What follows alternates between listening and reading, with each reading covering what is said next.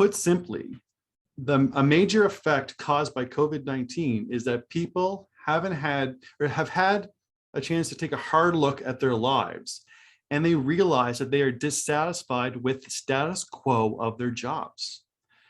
As a result of this dissatisfaction, employees are losing motivation, becoming disgruntled, exploring their options, and quitting their jobs.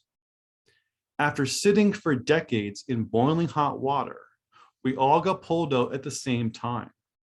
And we all realized that the pot is too hot to get back in unless the temperature of the water changes.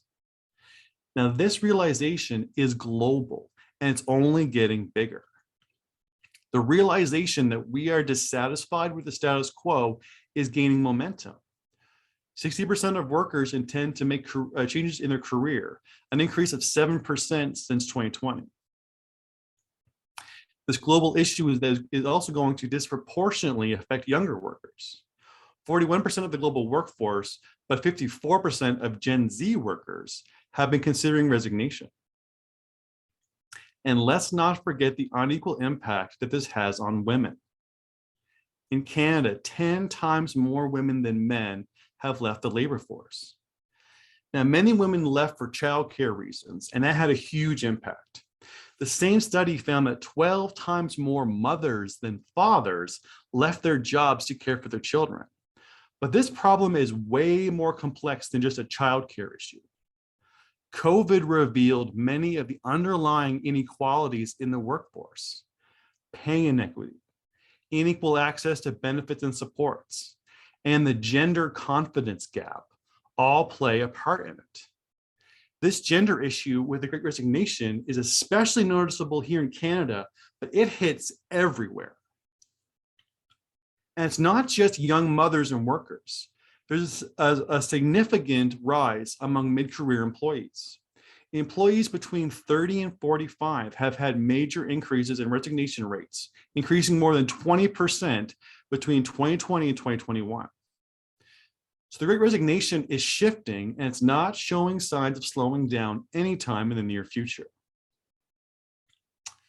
So let's take a look at what this looks like with an example from a colleague in our professional network who recently shared her story with us. So meet June. June is a recruiter for a large property management company. She's been with the company for 12 years and has been working in HR for a very long time. Due to COVID, June was laid off from April to August 2020 and was brought back to work from home in September 2020. And she very much enjoyed working from home. Now, in January of 2021, June was told she would need to start working from the office again. And this was despite the productivity boost and effective communication that she had with her supervisor and her team while she was allowed to work from home. And once she returned, she was concerned about safety protocols, but she was actually far more concerned with the factors of her job that she didn't have to deal with while she was at home. June did not realize until she was laid off how much her job took from her. She had the workload of 2 people and worked in a very challenging office culture.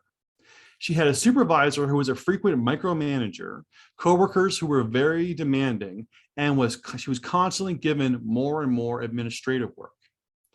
June had gotten into the job for the people, to find good people and put them into good jobs. What she started to find was that it was harder and harder for her to be positive and enthusiastic about a workplace where she felt unappreciated and overworked. When she was allowed to work from home, she felt more connected to the work and had a greater balance in her life. But when she was instructed to come back to the office, she had to deal with the commute, to deal with the challenging coworkers, and the overbearing boss once again. She then realized that the water was too hot. So it wasn't long before she gave her notice and walked away, even without having another job to go to, because she was of the mind that her mental health and her family were more important. And what this example with June brings us to is the simple fact that employee expectations have changed.